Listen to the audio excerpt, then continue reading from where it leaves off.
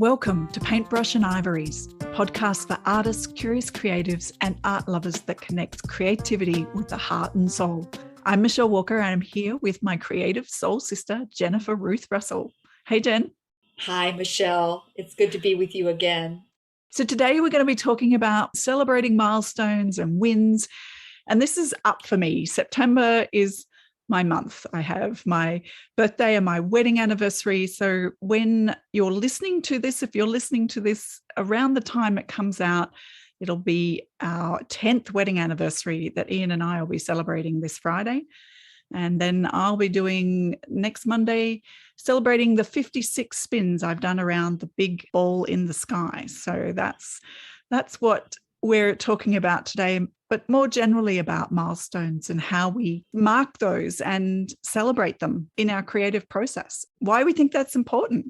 What do you think about that general topic? Wow. Well, let's start with where we are. I'd love to hear how you're going to be celebrating not only your anniversary and your birthday, but the spring collection. I would like to hear from you. This topic was also up for me about my creative practice because I've just finished a big project, the spring collection, which I released in early September. And I felt really good. I worked incredibly hard. So here where I live in Australia, we were given a stay-at-home lockdown order in early August. And I had just opened an exhibition locally with a dear artist friend of mine, Helen. And 3 days after we opened that exhibition, we went into lockdown. So that was a bit disappointing. But I thought, okay, I've got time. I don't know how long this lockdown's going to last, but I essentially can't do a lot of the things I was about to start teaching. So I went into the studio and I thought what really had juice for me was to make a whole range of enamel jewelry. And so I started to play with different color combinations and different styles. And it all began with a necklace, the one that I'm in fact wearing today. And I got excited. It was a random design that I did. And I thought, gee, I could really play with that. And off I went. So there's turquoises and reds, and there's turquoises and teals and purples, which is Jennifer's favorite. And I worked hard. So the stats for the spring collection, 12 days making in the studio, and then 3 days of post-production. So I took about 300 photos of the 50 odd works that I finished, all earrings and pendants, because, in terms of being able to make things available to people and not have to say size rings and do all that sort of stuff, I thought, this is going to be the easiest. So I really did choose the path that I thought was going to be the easiest and the most joyful for me. And at the end of that, I said, okay, there it is, released into the wild. So it was important to hit that milestone and then stop and acknowledge it. I gave myself a day off after several weeks. I kind of said, okay, I'm not doing anything today. Who knows what will unfold? But essentially, I think I drew in my sketchbook and that was about it. Sat on my veranda. But noticing what it is that we do. And what I found, what was interesting was my response about expectations. So I needed to be really careful about releasing the spring collection and what my expectations were about the universe, what it was going to give me back. And I had a little wobble the day after and had to check my sort of thinking and my energy around what I was thinking. Just random thoughts. Oh, those 3 people all said they couldn't wait and they were going to jump in and nothing's happened. That kind of instant sort of response desire from the universe.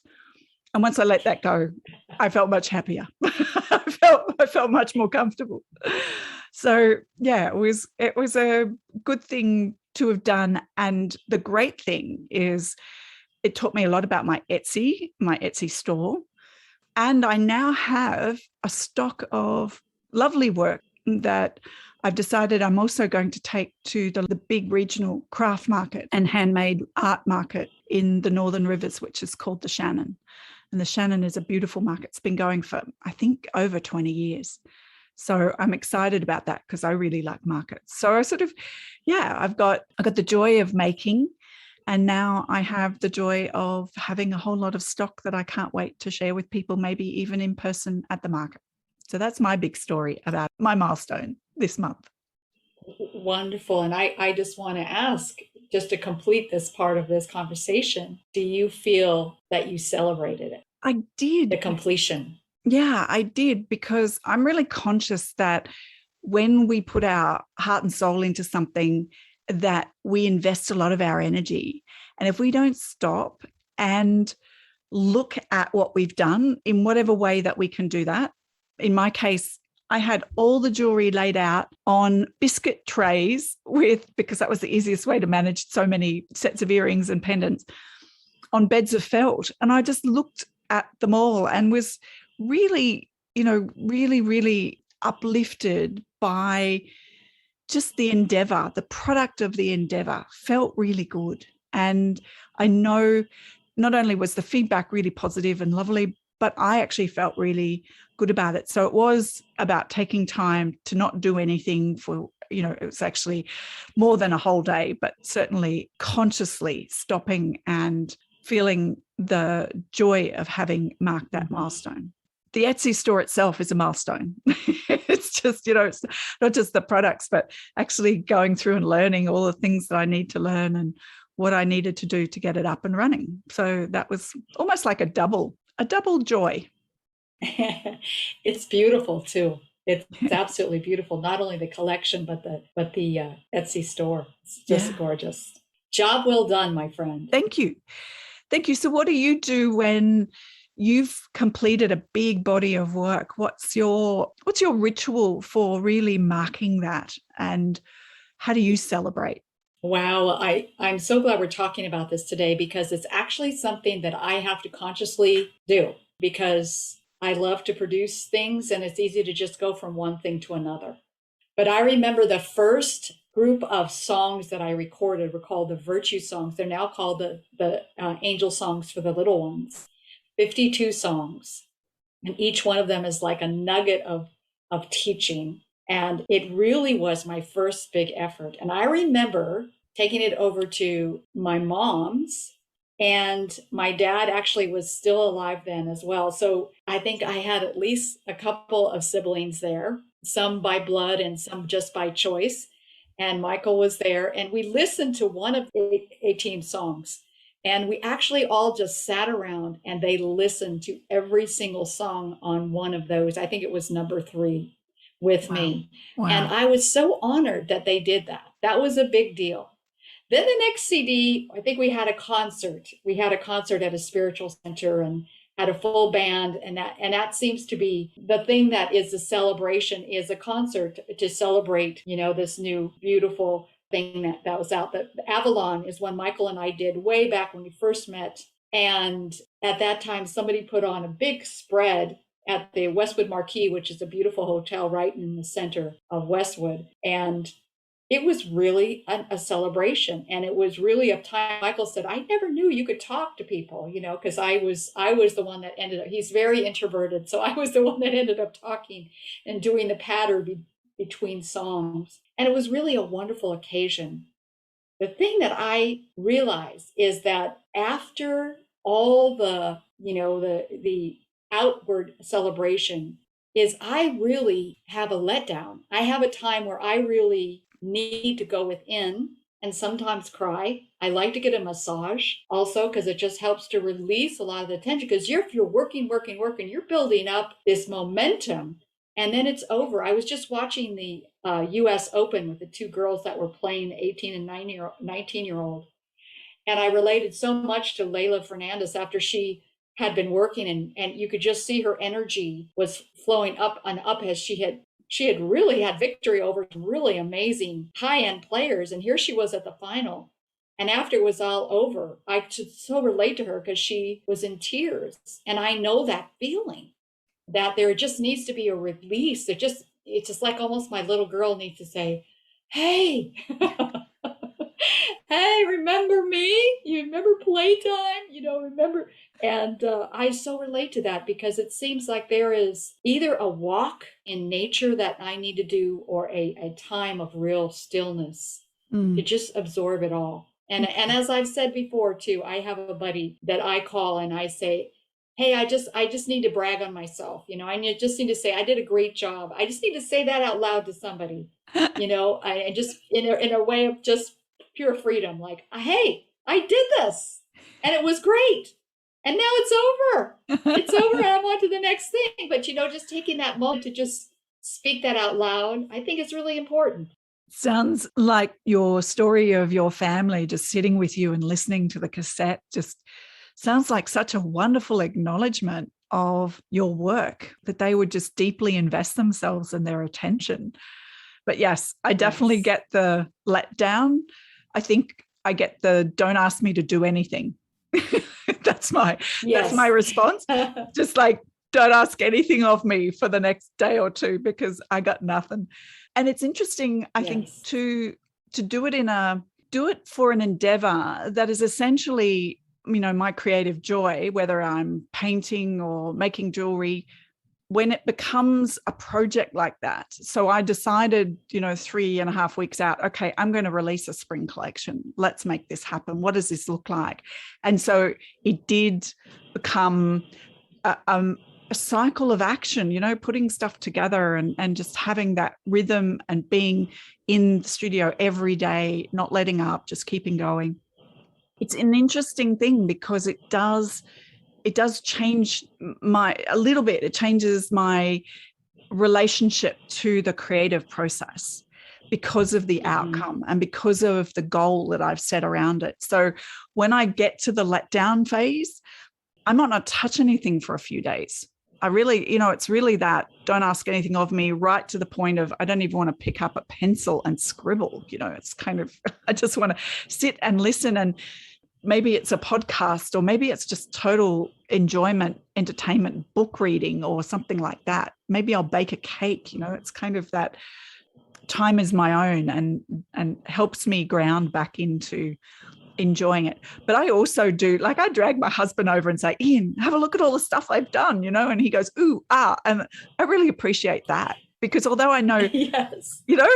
he's not ever going to want to wear it, he's just kind and genuinely engaged enough in what I'm doing to be positive in his feedback. And that's really nice. And some of my friends who get involved, like yourself, who go, ooh, ah, that little bit of feedback is really positive.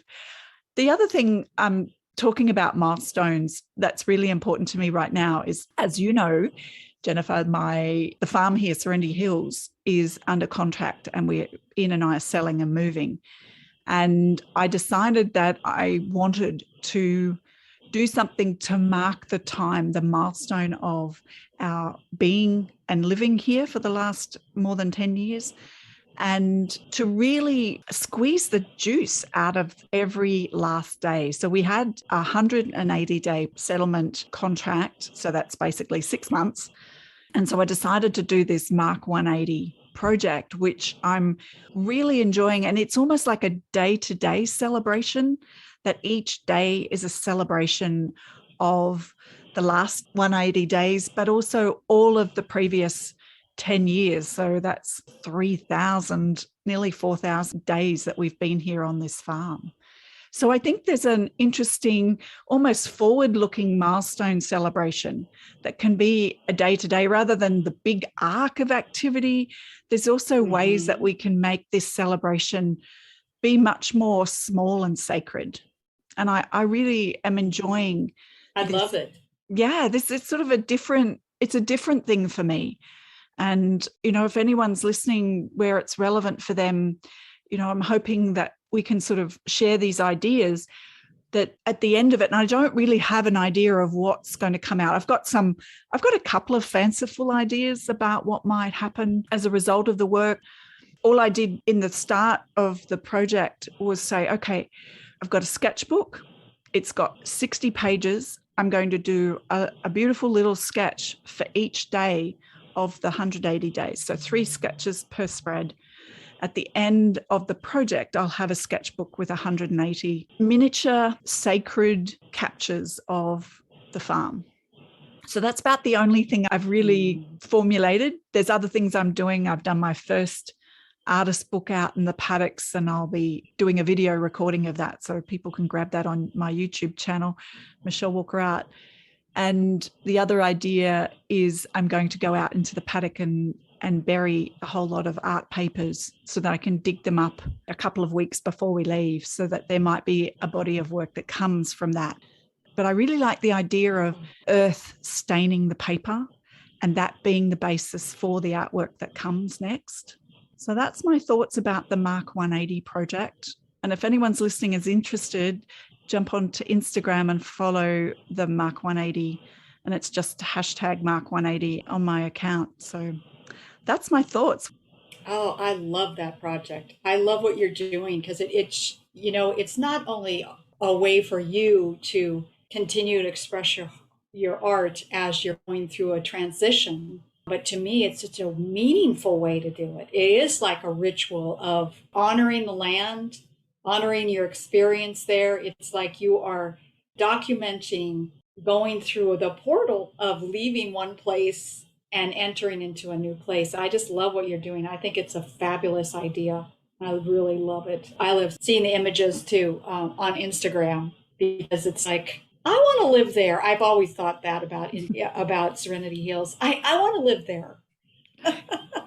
It is. And it's been, as you know, it's been a bit of a personal challenge, because I feel so connected to this place. To be in transitioning is a really good word, a way of honoring and loving the place. And when I leave, that I will have almost absorbed every bit that I possibly could and given back. Mm-hmm. I think it's both receiving and giving that's so important. And it's a spiritual, emotional journey of the leaving that I needed to start 6 months out, because it will be so big, it's going to take that long.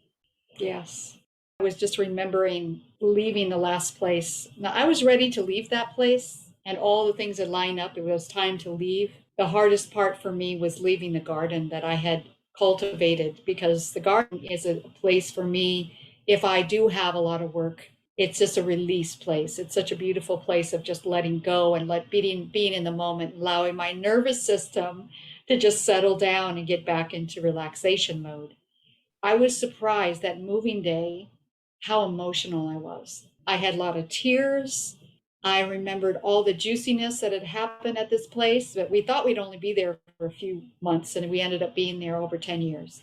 Yeah. That's just like life. You never know, when you're going to be moving.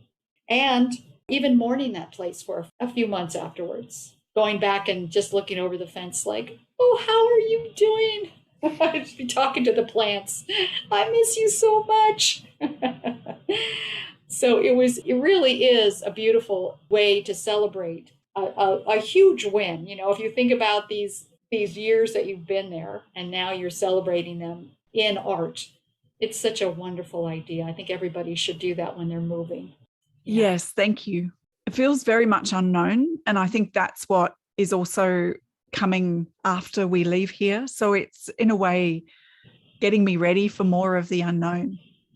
And where I live and the environment I live in is so important to me. Like, I'm one of those sensitive folk who really has to be in a place of, a degree of beauty and a degree of peace, because otherwise I just get so jangled. I get my ends get fried, and I'm really not very good. And it's fascinating to me now when I go back and visit the city. So much of that life was just in the background all the time.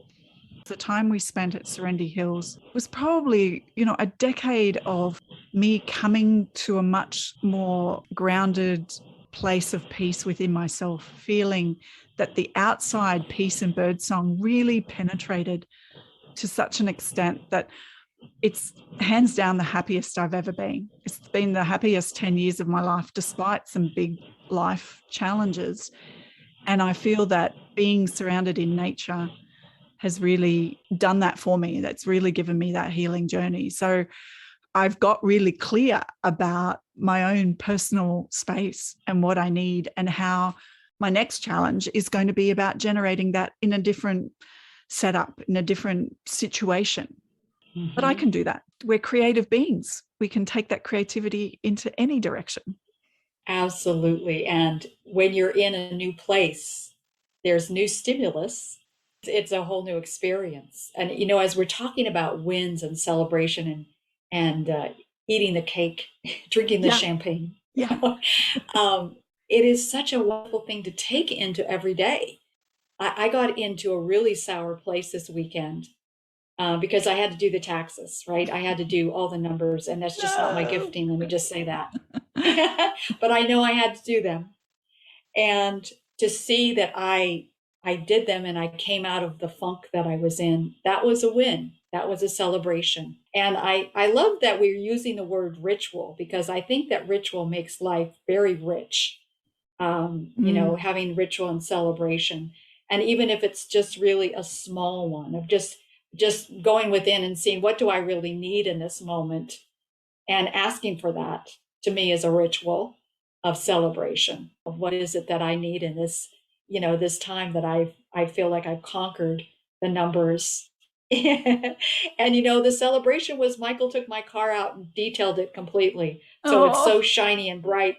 And that was that was perfect. That was just exactly what I needed. It sounds small, but it was really perfect. It fit. It was like hand in glove for what I needed. Yeah. And now I'm on to the next thing. Yes. And it was funny because Ian turned up from the paddock. He kind of came around the corner of the office.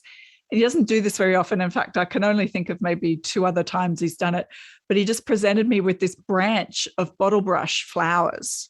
Where he'd been, there was just one of the bottlebrush trees here in Australia. They're covered in those red flowers, and they're just that magical red and green combination. And he just turned up with this branch. He'd kind of hacked it off and brought it up. That is now sitting in our dining room looking absolutely magnificent. And I think, yes, that small bit of feedback. And I feel that, like you've just done your taxes. One of the things I've got to do is the next 6 months is I've got to go through every bit of my life, every bit of my art studio, every bit of my office and the house. And we really do need to pare down. We've got to get minimal, because in the decade plus time that we've been here at the farm, we've had lots of space, including lots of sheds and studio spaces. So things have gone, I've blancmanged a bit. I've collected things. So if anyone's listening that is a bit of a collector, that's my preferred word to hoarder, it becomes a bit of a journey of figuring out. And when Ian and I first found, just a week ago, we found a new place that we're going to be moving to, and it is a suburban house, 4 bedrooms on a small block. So we're moving from 170 acres to 800 square meters, and we know what that looks like. And I don't have a shed out the back, which is, can be converted into a studio. And what was interesting for me was I first set up a lot of resistance to, I'm not letting go of my double person jewelry bench, and I'm not letting go, and I'm not letting go. And that was the story I was telling myself, was I can't let go and I need to sort of stand firm. And I actually ended up finding a change where I went, no, this needs to work, and I've got to make it joyful, because I saw myself being in the new place with all this resistance to being there and falling into a bit of a funk, because I knew Ian would be off being busy doing what he's going to be doing. And I really needed to preserve my creative energy. And so I thought, no, I can reconfigure and I can reimagine what my creative space looks like in this new environment. That was really empowering. But I know that the journey ahead is, for the next sort of 5 months, is I've got to get really lean and minimal with what I take to the new place. So there's my challenge. I'm in theory a minimalist, but it just doesn't happen in practice. It definitely goes against the artist in me, who goes, actually, I think I'm part bowerbird. So if anyone recognizes what a bowerbird is, the male bowerbird collects shiny things. So the satin bowerbird, which is one of my favorites, it's got that iridescent metal blue. It's just the most exquisite color, cobalt sort of blue. he collects for his lady friends blue objects, so blue flowers and lots of stuff. So I've often thought of myself as a bit of a bowerbird that finds things that I like as I go around through life and hangs on to them. And it's time to shift some of that energy. It'll be good. It'll be good for my Zen. Yes. And I have found that if you have a good question to ask, you get really clear quickly. And what's your good question? Do you have I when I was moving, it was like, is this fit into my new life? You know, is this going to be part of my, it's almost like you're building the vision of your new life as you go. And it was easy then to say, oh no, you know, I'd been keeping things that had a lot of history to them. And I purposely let them go because it was time for a new day. It was time to be reborn again into this new place in this new world. It felt really good. Yeah. And I've inherited things, you know, when both my mum and dad passed, I ended up with objects that I've hung on to that are really in honor of the memories and honor of the family, but not necessarily something I use or am going to keep going into the next house. I think that's the journey I'm on. We often laugh because we've got Ian and I have friends of ours, Claire and Dave, who are really dedicated cyclists. And I remember having this great conversation with my girlfriend Claire about her trip when they were traveling around South America for 12 months on a bike. And their rule was any object they took had to have 3 uses. Now there's a side story that's quite humorous, but it's a bit smutty. And I know any American listener will call it a potty mouth, so I won't go there. But essentially, I like that concept, and we often talk and bring that up. And Ian says, "Okay, things have to have 3 uses. What's its second and third use?" You know, so it's become a bit of a joke between us, but it's right. You know, my father's egg collection from when he was a boy in the 40s is probably not something I need to take to the new house. It's going to be fascinating to see what you do take and what you leave behind. I mean, it's like I was just with some friends, and she was in that huge fire in Malibu, just consumed her house, consumed her piano, consumed all the landscaping. That she's a landscape architecture, and it's funny how when you have a situation like that, you're just like you're renewed and like, wow, what's really important? What's really important here? I love that. 3 purposes. I think that's really 3 uses. Well, I like that. And I also like the idea that any object has to be functional and gorgeous. So it needs to have both. It can't be useful and ugly. It'd be better, you know, like if you can't, you can move it on and get something that's beautiful and incredibly functional. So, well, look at that. We started off with milestones and having cake and champagne to celebrate anniversaries and birthdays. And we've ended up talking about Zen and minimalism and getting rid of stuff. Love it. I guess it's all up for celebration. Well, yes, we're going to be definitely celebrating the move. So very good. Any other thoughts that you want to finish with before we wrap up? I just want to celebrate you and your journey around the sun. I'm so grateful for your presence in my life and on the planet. And I hope you have a fabulous celebration, even if it's just taking a long hot bath. Yeah. Thank you. Thank you so much. I appreciate that. Well, thanks everyone for listening. We really appreciate you doing that, downloading, send us comments. We've had some lovely comments and feedback. Jennifer and I really enjoy doing this, and we also really enjoy hearing from you. So that's it from us for this week, and we'll be back again soon. Bye for now. Bye for now. Blessings.